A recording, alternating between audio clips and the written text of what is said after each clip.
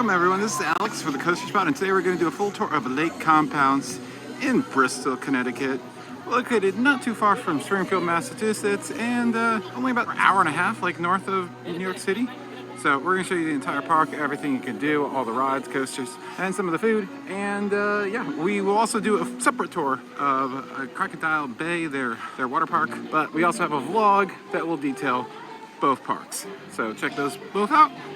And subscribe. This park still does have paper maps, so you can pick one up, but here's a look at the entire park. And water park. One of the first things you're going to see here when you get into the park is the potato patch. This is where you're going to get the best food in the park, most likely. You get baked potatoes here, chicken fingers, and the fresh cut French fries. They're so good. And here's a look at those prices. Seriously, you get the bacon cheese fries, so good. You got plenty of games all around the park, of course. This park is cashless, so you're gonna either need to convert cash into basically a credit card, gift card, or have a card on hand. And here is the creamery. You get ice cream and Dole Whip as well. Dole Whip is always good. They do have a skip the line pass. It's they've had different iterations on it, but the most current one is the Speedy Pass. All right, so I have an update for you for the 2023 season since I filmed this the previous September. The Speedy Pass pretty much operates just like the Flash Pass at the Six Flags parks. You can either use a mobile website or you can go and rent a little wristwatch device. There are 3 different tiers. Regular, where you're going to wait the normal time you would be waiting in line, just virtually. And then you have premium, where you're going to wait 50%. The website looks like it has an air there. And then 90% reduced wait for the Elite. But yes, and it also has expanded to the amusement park with a bunch of rides.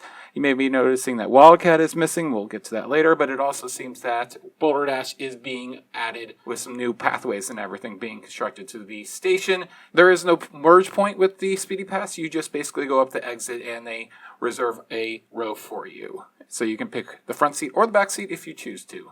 So we're going to take a loop around the park clockwise. We have this nice little selfie wall here, welcoming you to Lake Compounce, which is the oldest running amusement park in the United States. The Compounce Railway is going to take you to the other side of the lake. It will bring you down by where the Rapids ride is. It provides a really nice scenic trip around the lake and through parts of the water park. It can take a while. I did this and I think I had just missed the train, and well, it took like 45 minutes to do a round trip. So the train had just left. Be sure to come back maybe later. They do have clocks in the station that tell you when to come back. However, today, unfortunately, we're not changing that clock here on Main Street. They did it on the far station, which we'll show you. We'll walk down there and show you it all. Here's Crocodile Cove, the water park that's included in the admission. This is gonna have a separate tour. It will release sometime in May of 2023. The video will. Yeah, it's a fun water park. In summary, I enjoyed it. No tube slides though, like one on tube slide actually. That's it. And you have to access it through a lazy river, which is really weird. But lots of body slides, 2 raft rides. Here's the crock pot, which takes place in the bottom floor of their gorgeous dance hall. They also have a bar back here that's really good, a craft bar, or you can get samplers, which is a lot of fun. I love this place. Let's take a closer look. As you can see, it just has this classic feel to it in here. Absolutely love it. And here are the prices and the menu for the Crocodile. Our first ride, proper ride, is going to be the carousel. It's a classic wooden carousel. Dates back nearly 100 years old. A Denzel, I believe. It is absolutely gorgeous. So I was wrong. It is actually a Loof carousel. Gorgeous regardless. 111 years old.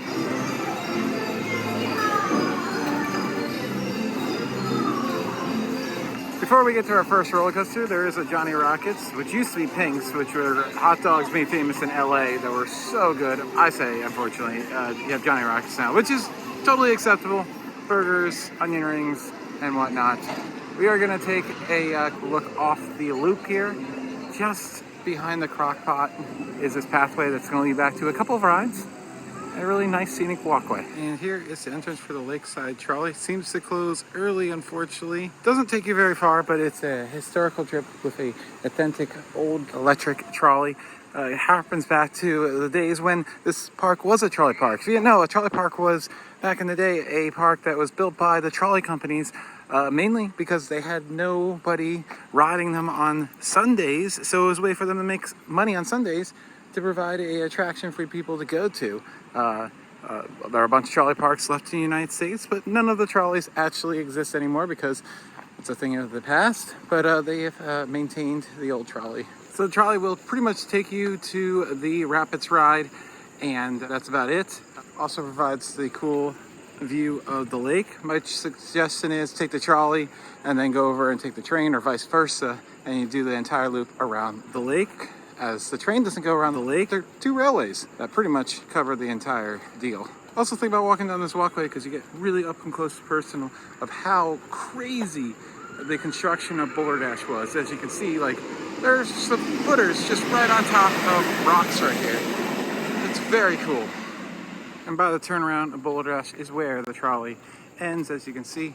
Not that far of a trek. More of a nostalgia, historical thing to take a ride on. And I highly suggest it. It looks like it closed today at 3, and the sign on this shack here says until 2 hours before close, although the park closes in 4 hours.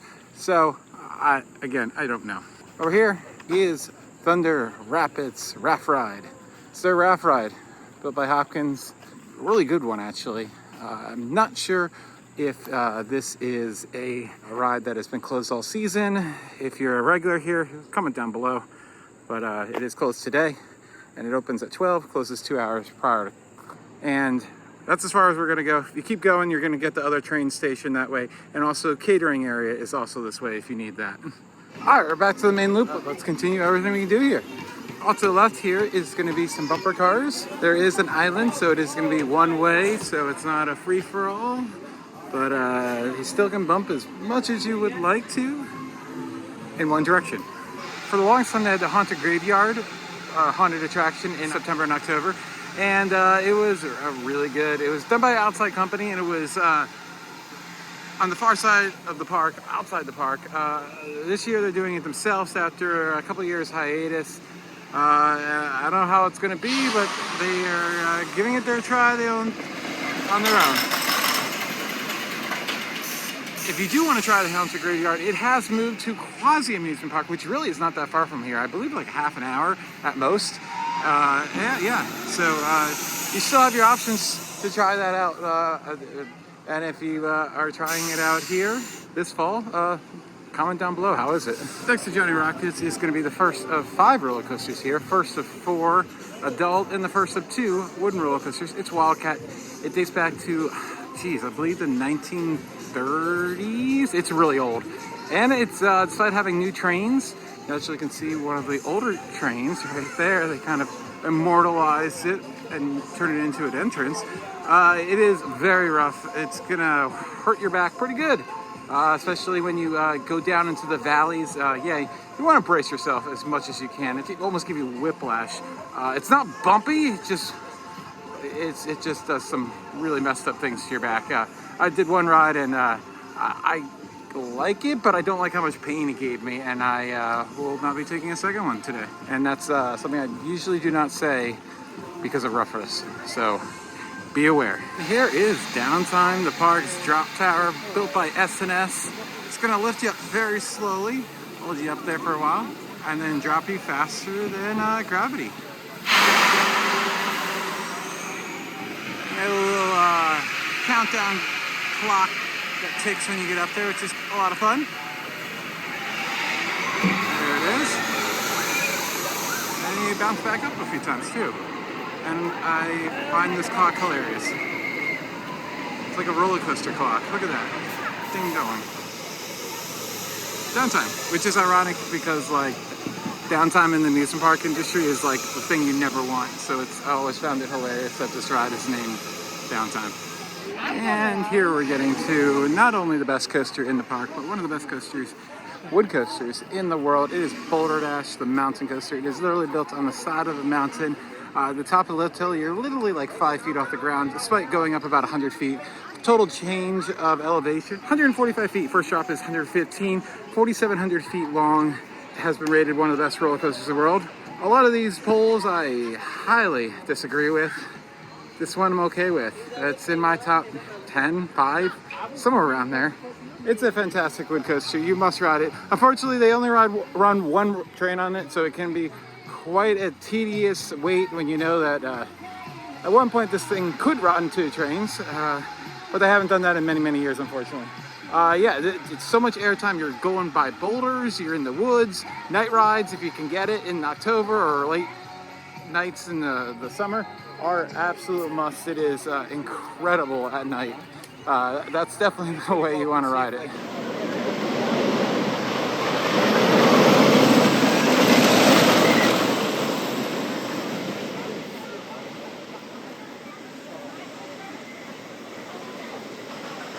And then this giant thing here is Phobia Phear coaster, which is a premier skyrocket too. It's going to have a swing launch, so launch you 3 times, once forwards, once backwards, and once forwards again to get you up and around this thing. About 180 feet tall. It's going to take you upside down 1 time, go straight up, straight down, non-inverting loop. It's a hell of a ride. Definitely suggest going for this one. This is probably the second best roller coaster. Oh, this is the second best roller coaster in the park.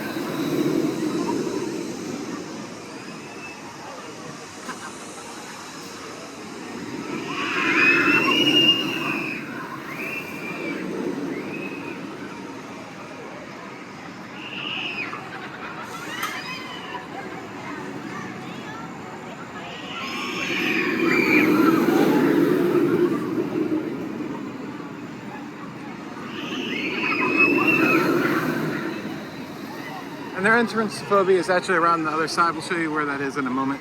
But first is Ghost Hunt there, dark ride, trackless interactive dark ride where you shoot a bunch of targets. It's a lot of fun. This does get a long line, so this is probably another one of those ones that you're gonna want to go straight to. If you don't go straight to the water park, which if it's a hot day, I suggest going straight to the water park and doing as much as you can and then coming over to the amusement park later. Love this little grilled cheese stand, the sign in particular. But, oh, look, pizza grilled cheese, BLT grilled cheese, steak and cheese. Oh, that, wow. Unfortunately, today I'm here, it's closed. I would have eaten it for sure. Know your prices once again? The top, not too bad of a price. And as we continue, here is the entrance to Phobia Phear coaster. It's missing Phobia for whatever reason on the sign. I'm not sure why. And over here is the Ferris wheel. About 80 feet tall. Honestly does not give you a very good look of the park. It's kind of nestled here behind the roller coaster now and the woods, but cool view of Boulder while you're up there.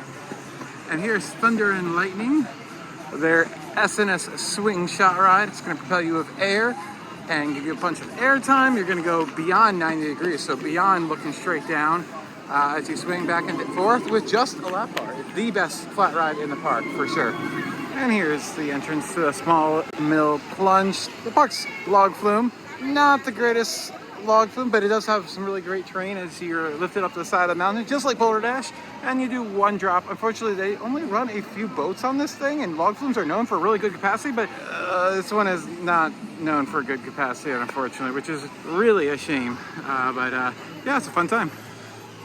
Then right across the way is going to be the entrance to Twister, which is a pretty standard fair ride.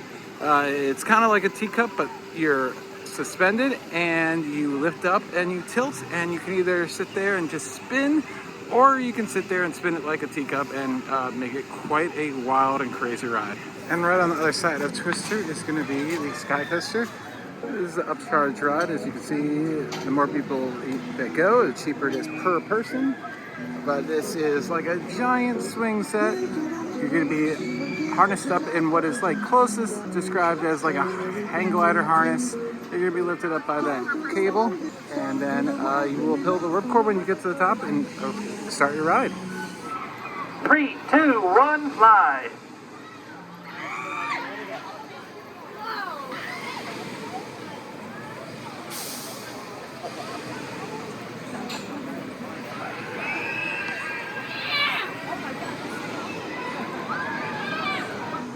next is the pirate ship, which is a classic swinging ship ride. It's not open today.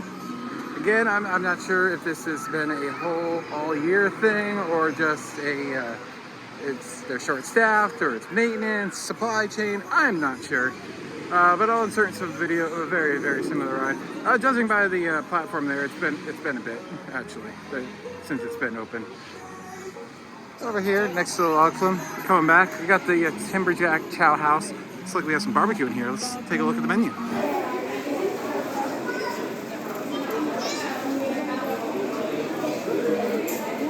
American Flyers are going to be your flying scooter rides. It's a lot of fun because you get to control your ride by swinging that fin back and forth. And this one's unfortunately one of the older models, but it runs very slow, so it is not very exciting, unfortunately.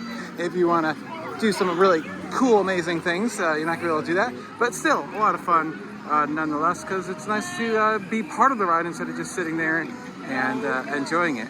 Always fun when there's interactivity on a ride. Zoomer's Gas and Go is going to be the park's little car ride. You don't control the gas, unfortunately, on this one. You do control whether you go left or right a little bit, so you have a little bit of control over it. Goes past a bunch of billboards for the other parks that Palace Entertainment owns, like Storyland and Splish Splash. But, and there's a little horn. So there's that. I like the theming.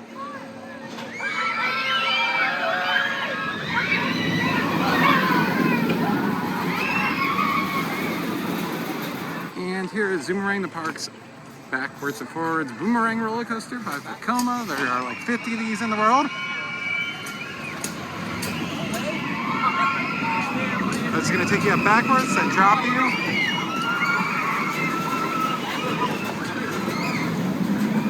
Through 3 different inversions, so 6 times total upside down. If it doesn't hurt your neck, it's a fun ride. Next up is Dino Expedition. They're free to enter. Dinosaur exhibit where you have some large animatronic dinosaurs. So we'll give it a quick look to give you an idea of what's in here. So first thing you do have on to the right is a little sand blocks where kids can play and dig and all that type of stuff. So yes, not animatronic. I misspoke on that one. They are all static, it seems, for the most part. So, and it is not very big. So, but dinosaurs are still fun, even if they're in very small quantities. You got the big guy, what they call tiny. That's hilarious. And of course, you got a T-Rex, because you gotta have a T-Rex, right? This guy's moving, so I guess I misspoke again that they are animatronics. I just don't think they're in very proper working order currently, unfortunately. All right, a few more flat rides, and then we'll show you Kittyland at the end. But first, there is a fun little photo op if this dinosaur wasn't missing his nose and lower jaw. That's a little disturbing. Known as a disco, Revolution is a pretty good name. Revolution, disco, pretty good. I like that. These are always fun. You sit facing outwards on that disc and you rotate around and around on like a motorcycle seat, basically. A lot of fun. Swinging ship motion, kind of like a pirate ship. And then our funnel ride is going to be your swing ride. It's a wave swinger, which is a really, really standard swing ride. A lot of fun, good placement in the park.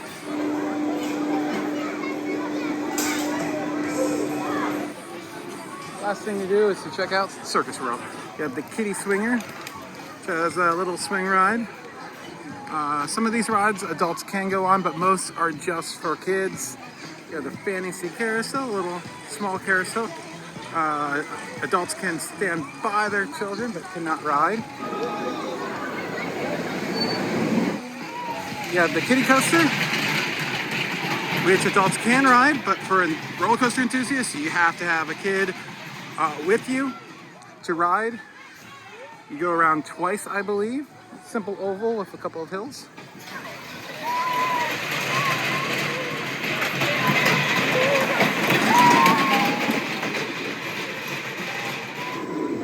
You have the Jolly Chester, which is a small little pirate ship.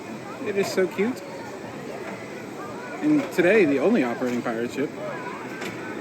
Kids only. And then there is Drop Zone, which is a small little drop tower. It's going to take you up and bounce you up and down.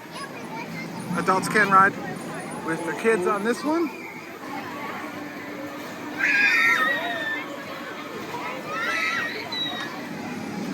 And another ride. Rainbow Riders is another one where adults can accompany their children. It's a little boom ride that's going to lift you up, kind of like a teacup, because you also can spin them if you choose to, or you can just go around and get a panorama view of the surrounding area. Next up is the Drum Circus, which is a small little teacup ride with a clown in the middle. So if you're scared of clowns, this might be nightmare fuel for you. Little Critters, love the name, are these cute little bumper cars. Oh my god, they're so adorable. Little lions and little hippos, so cute. Very cute little bumper cars. And we have two final rides in Circus World. You have the Flying Elephants, which is a Dumbo type of attraction. Kids can pull back on that lever to go up, or just stay down below. And then Little Daredevils is going to be one of these old Hampton little circular rides, where they're on little motorcycles and doing little jumps. And lastly, the Emporium is how you exit the park, and it's their gift shop. Not the best merchandise, unfortunately, but you can get shirts and sweatshirts, stuff like that. So that really concludes the entirety of Lake Compounce. One amazing wood coaster, one terrible wood coaster, and some filler stuff that's okay.